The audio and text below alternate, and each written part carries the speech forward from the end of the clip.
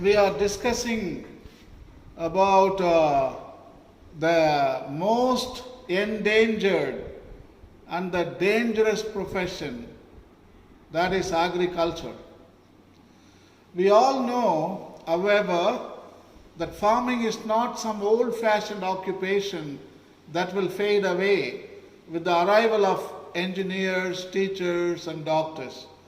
Production of food is essential to the survival of our economy, and there will always be a need for those who work the soil, as it is demonstrated vividly in India.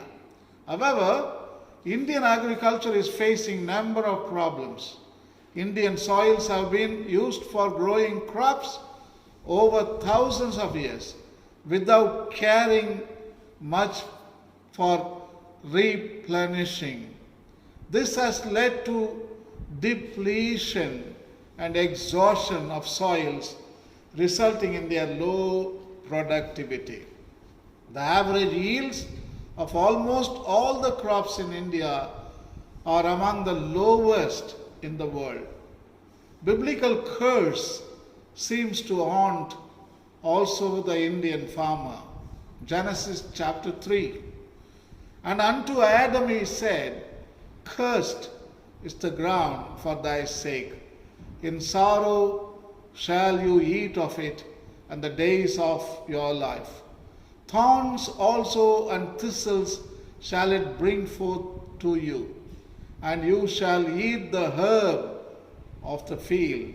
In the sweat of thy face shall you eat bread, till you return unto the ground.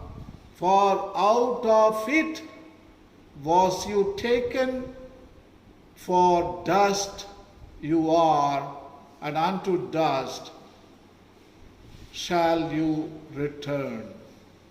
Other problems like small and fragmented land holdings, seed loss, fertilizers, biocides, lack of irrigation, lack of mechanization, soil erosion, climate change, absence of markets, scarcity of capital have driven the Indian farmer to the brink of abandonment of farming.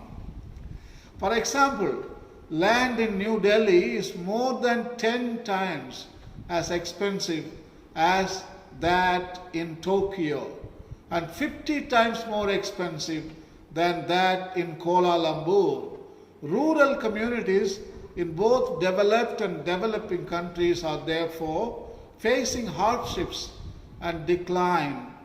Unprecedented numbers of farmers are confronting insurmountable financial burdens, and from British shepherds to Indian cotton farmers are seeing suicide as their only way out. Unable to cope up with the existing agricultural practices, between 1994 and 2004, almost 300,000 farmers committed suicide in India. From the start to finish line, Indian farmers face off innumerable problems. The economics of Indian agriculture from this book is author Narayanasamy writes as follows. With the commercialization of agriculture, the Indian farmer is being drawn slowly but steadily into the sphere of influence of markets, both national and international. But the Indian farmer has neither the ability nor the organization to protect his own interest in a competitive market.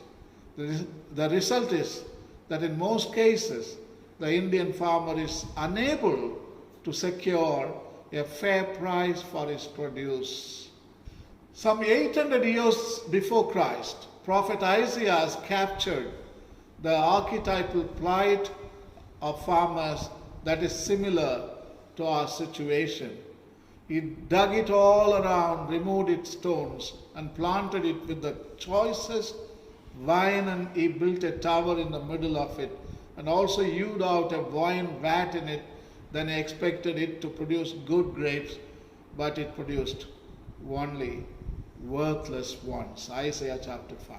In Andhra Pradesh, India, for example, a series of suicides among peasant farmers began with cotton producers who, encouraged by the promise of high returns, planted large areas with a single cotton hybrid that proved to be particularly susceptible to insect attack. Faced with the uncontrollable pest outbreak and insurmountable loans, many farmers resorted to killing themselves by drinking the insecticide intended for their field. Now I ask a very important question. Who will take responsibility for these agricultural crimes? We know the perpetrators. We know their addresses. We know their phone numbers, emails, WhatsApp, and so on and so forth. We need to bring them to justice, those who are responsible for these crimes. Book of Exodus sheds some light on this. Even in Old Testament times, during the time of Exodus, if there was a fire that destroyed agricultural field, the people really found who caused the fire, and they went and they made them and they punished them. So that is the quote we are going to read now in Exodus chapter 22. If a fire breaks out and spreads to thorn bushes, so that stacked grain or the standing grain or the field itself is consumed, he who started the fire shall surely make restitution. But here, 3 lakh farmers committed suicide, thousands of them in Andhra Pradesh, for the loss of cotton crops, and the people responsible for that loss, they are not at all punished. They are not at all punished. They live in affluent world, happy ever after. That is sad. If we hook the farmers in developing countries into a Western style of agriculture, then they are doomed, because it is not sustainable and the environment can't stand it. As we all know, energy and chemical intensive agriculture is inherently unsustainable. A report sponsored by the World Bank found that many water sources are being polluted by the excessive use of fertilizers and pesticides. Agricultural productivity and food supplies are at risk because of increasing water scarcity and soil degradation. In the situations like this, if the farmer had the access to the agrarian theology, we could have saved a number of farmers from suicide. Perhaps the following text from the Bible could have provided some respite to the vulnerable farmers who were facing the inevitable. In fact, these types of text abound throughout the Bible. This text, already I read it when we were discussing about the overall view of agrarian theology, but some text worth repetition. Habakkuk chapter 3. Though the fig tree should not blossom, and there be no fruit in the vines, though the yield of the olive should fail, and the fields produce no food, though the flock should be cut off from the fold, and there be no cattle in the stalls, yet I will exult in the Lord. I will rejoice in the God of my salvation. The Lord God is my strength, and He has made my feet like hinds' feet, and makes me walk on my high places. It's a beautiful passage. We can treat this passage as the foundation for our agrarian theology, one of the foundations. According to F.A. Wolf, figures compiled from national census statistics, there are around 385 million farms in Asia, Africa 36 million, Central America 6 million, and South America 10 million. There are therefore approximately 500 million farms in developing countries, from which 3 billion people make a living. While most small-scale farms are cultivated by traditional methods, a substantial number, possibly over 40%, have adopted chemically intensive agricultural methods. By 2050, the world's population will reach 9 billion, 34% higher than today. Nearly all of this population increase will occur in developing countries like India and China. This is not surprising, since 75% of the poor in developing countries live in rural areas, and their incomes are directly or indirectly linked to agriculture. However, farming is a life-giving profession. Psalm 85 puts it, "Yes, the Lord shall give that which is good, and our land shall yield our increase." But among the plethora of problems that agriculture is facing today, the absence of any religious rationale or agrarian theology persist. The solutions employed by politics, science, and technology would render them futile. Faith and values, for example, act as relatively stable guiding principles that enable individuals to evaluate situations, end stakes, our modes of conduct in terms of desirability, and so could promote acceptance or rejection of content.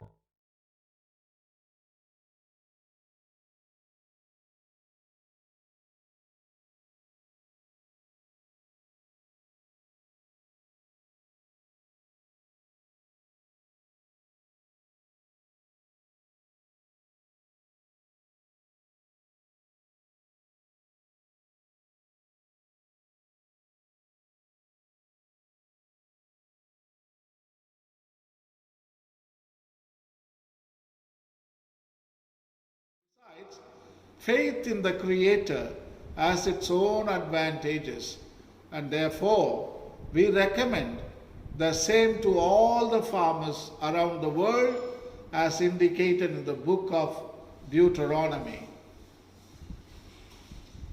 "And if you will indeed obey my commandments that I command you today, to love the Lord your God and to serve him with all your heart and with all your soul, he will give the rain for your land in its season, the early rain and the later rain, that you may gather in your grain and your wine and your oil.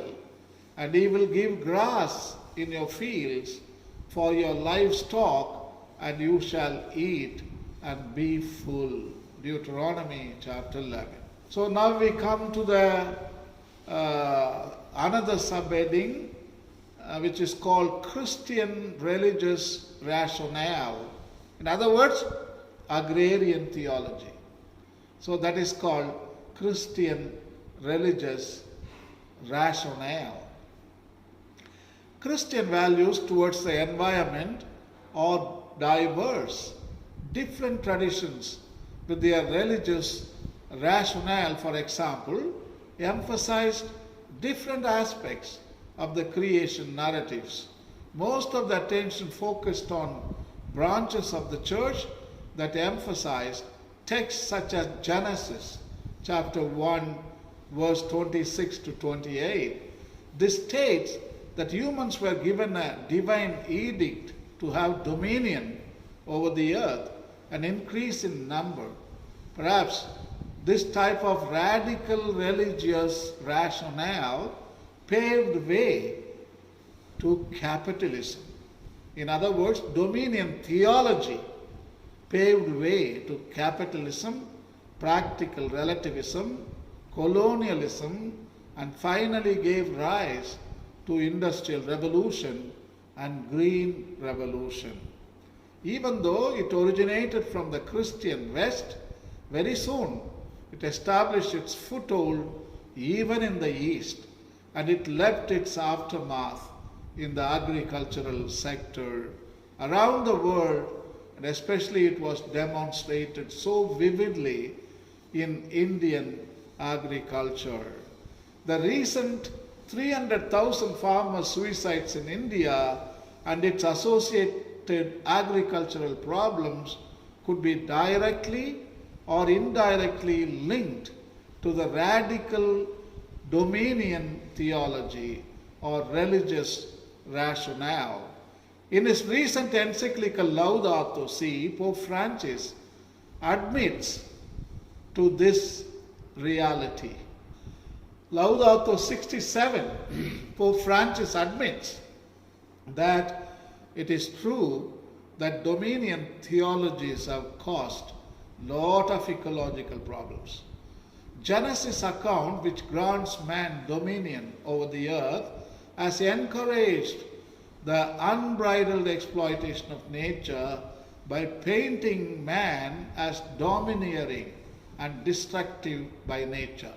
Although it is true that we Christians have at times incorrectly interpreted the scriptures, nowadays we must forcefully reject the notion that our being created in God's image and given dominion over the earth justifies absolute domination over other creatures or absolute domination in agricultural sector. Laudato Si 67. However, other traditions, especially among liberal and Protestant denominations, teach divinely sanctioned stewardship. That is Genesis chapter 2, verse 15, till it and keep it, where humans are put in Eden to care for and till the earth. The biblical text states about human responsibility for environmental protection.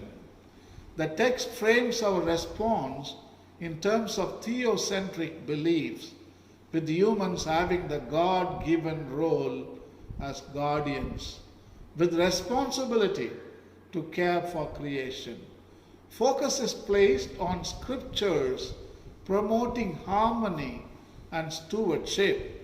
Genesis 2:15 observes that guardianship was not quite a right to rule, but a case of privileged position, where humans, because of their knowledge, had a unique responsibility to care for creation. As Psalm 85 declares, that a farmer is blessed abundantly by the Lord for the wise stewardship of the land. Yeah, the Lord shall give that which is good, and our land shall yield or increase. Psalm 85. Pope Francis provides a perfect explanation on the sustainable agriculture in Laudato Si. This Laudato Si, paragraph number 67, he gives explanation for Genesis 2:15, till it and keep it. Tilling refers to cultivating, ploughing, or working, while keeping means caring, protecting, overseeing, and preserving. This implies a relationship of mutual responsibility between human beings and nature. Each community can take from the bounty of the earth whatever it needs for subsistence, but it also has the duty to protect the earth and to ensure its fruitfulness for the coming generations. Tilling can be understood as an activity of sustenance, of the present generation. And keeping it can be an act of hope or an act of conservation, that is, keeping resources in working condition for the future generations.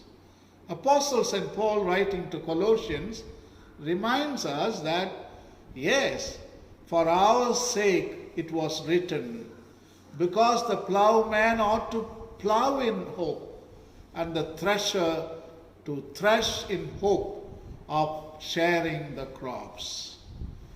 If we want to glorify God, we must be Christian farmers, not just farmers who are Christians.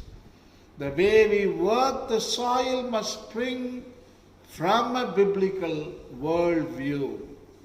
It should stem out from the conviction that God is sovereign over all of nature. He created it and He expects mankind to be stewards over it. Psalm 104 verse 14 declares, "You cause the grass to grow for the livestock and plants for man to cultivate, that he may bring forth food from the earth." Next.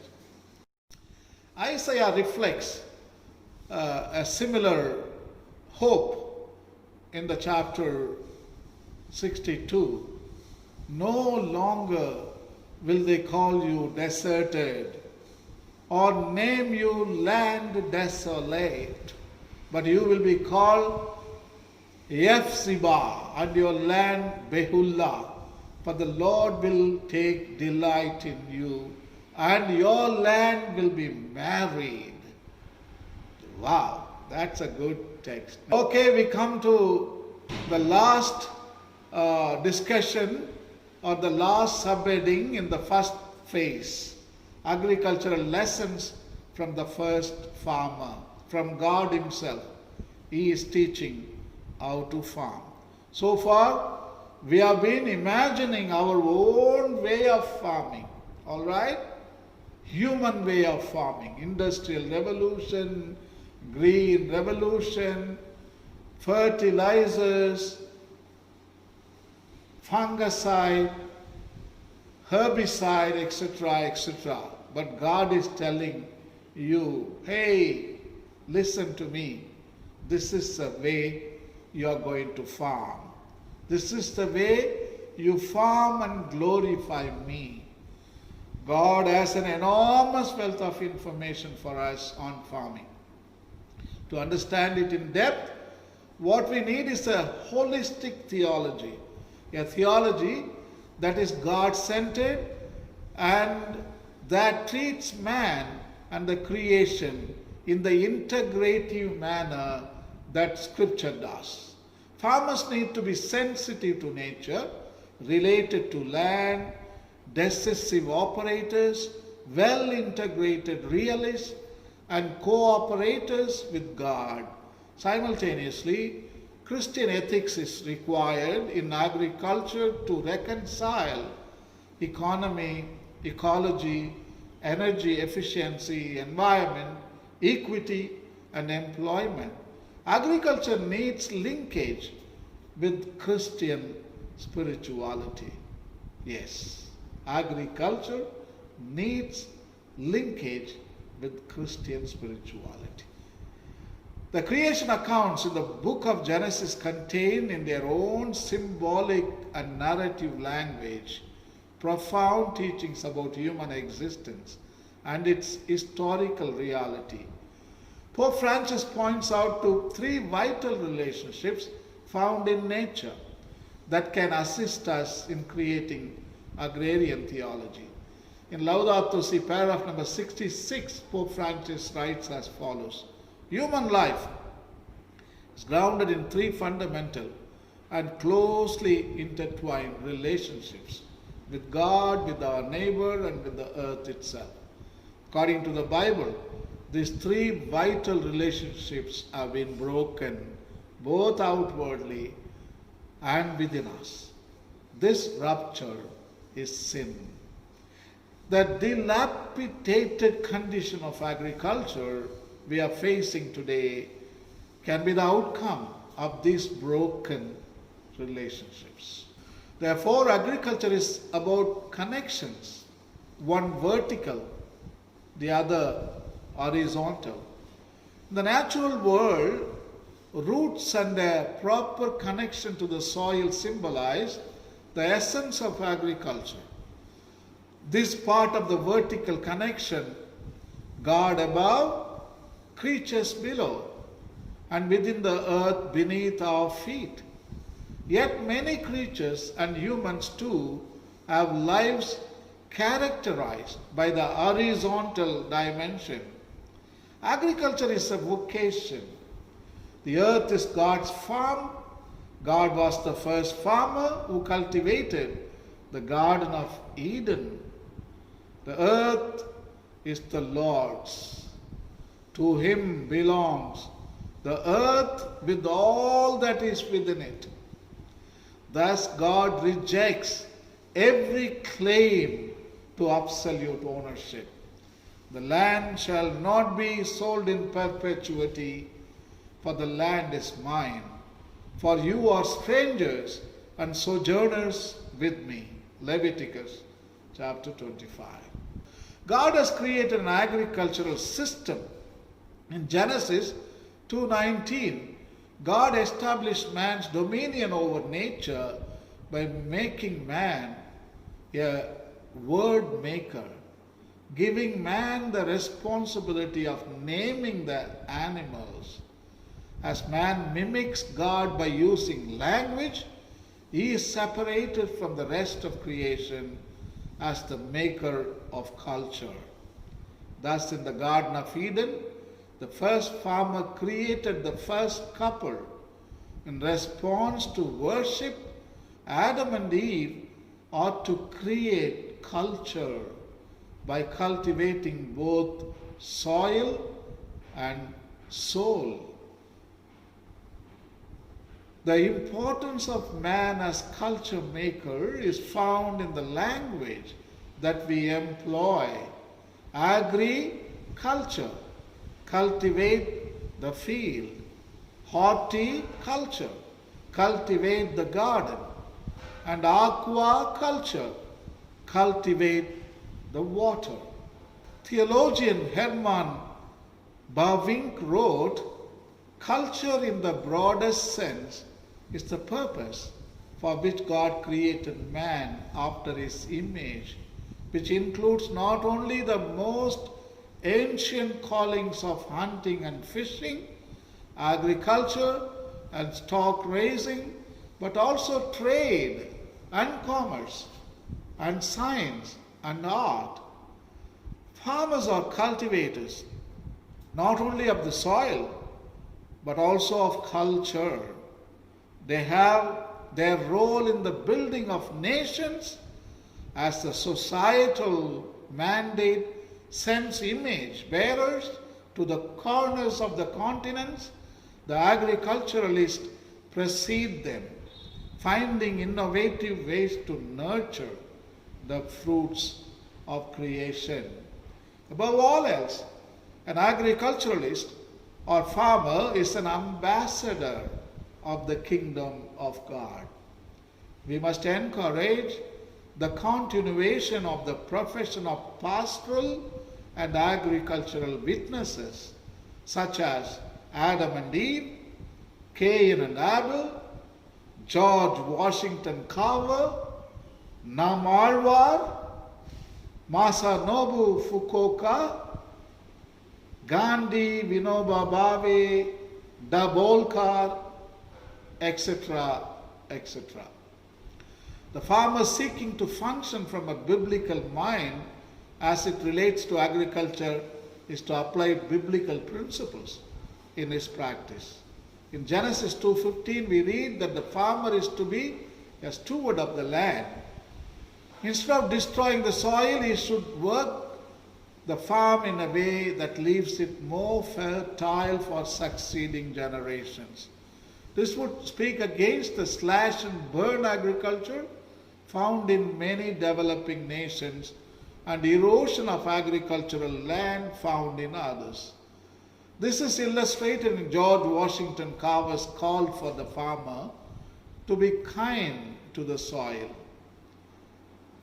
Washington Carver writes as follows: "The farmer whose soil produces less every year is unkind to it in some way. That is, he is not doing by it what he should. He is robbing it of some substance it must have, and he becomes, therefore, a soil robber than a progressive farmer." Carver continues, "We must enrich our soil every year instead of merely depleting it. It is fundamental that nature will drive away those who sin against it." You should remember Delano Roosevelt, the American president. He has a beautiful quote on soil: "A nation that destroys its soil destroys itself." Yeah, that is true. A nation that destroys its soil destroys itself. So that is what George Washington Carver is putting in this quote. From Exodus 23:10-13, there is to be a Sabbath rest every 7 years for the land. This was given to rest the soil and to remind the farmer that his dependence was on the Lord, not on his own initiative for prosperity. Carver comments on this and similar passages. We take this very book here, go way back here, almost to the beginning of time, and we find way back in the time of Pharaohs, the farmers were obliged to rest their lands. Every 50 years was a jubilee year. This was picnic time for the soil. We read it already, but anyway, I'm reading it. Jesus Christ proves his expertise on soil science when he describes the following text from the Gospel of St. Matthew. "A sower went out to sow, and as he sowed, some seeds fell along the path. The birds came and devoured them. Other seeds fell on rocky ground where they did not have much soil, and immediately they spring up, since they had no depth of soil." That is the parable of the sower in Matthew 13. So Jesus, in other words, teaches people about soil science, 4 types of soil, how to cultivate the land, how to take care of the soil. So he was a soil scientist. In a way, he was educating his own parishioners, his own people. So that is how a parish priest should be. He should be educating his own people on soil, water, air. That is how you practice agrarian theology. Farming is to be done to the glory of God and the advancement of his kingdom. As the Christian agriculturalist enters his field, he recognizes that the land belongs to God. The farmer in his field is the steward and has come to worship. That is what our ancestors did. In Tamil we say ponner katrathu. When the rains come, the first plough is known as the ponner, golden plough. So our ancestors, your great grandfather, my grandfather, they saw as a mass. Cultivation was a celebration of mass. The prayer he utters is, "Lord, how can I honor you today in this land? How can I make this land more beautiful? How can I enrich the land for a legacy for the next generation?" So, from start to finish, agriculture is driven out from spiritual origin. Yes. Masanobu Fukuoka writes as follows: "If nature is left to itself, fertility increases. Organic remains of plants and animals accumulate and are decomposed on the surface by bacteria and fungi. With the movement of rainwater, the nutrients are taken deep into the soil to become food for microorganisms, earthworms, and other small animals. Plant roots reach to the lower soil strata and draw the nutrients back up to the surface. This is the explanation of the sabbatical rest to the soil. As the modern scientist Masanobu Fukuoka explains the biblical concept of sabbatical rest to the soil. What is going on in the soil when you rest the soil?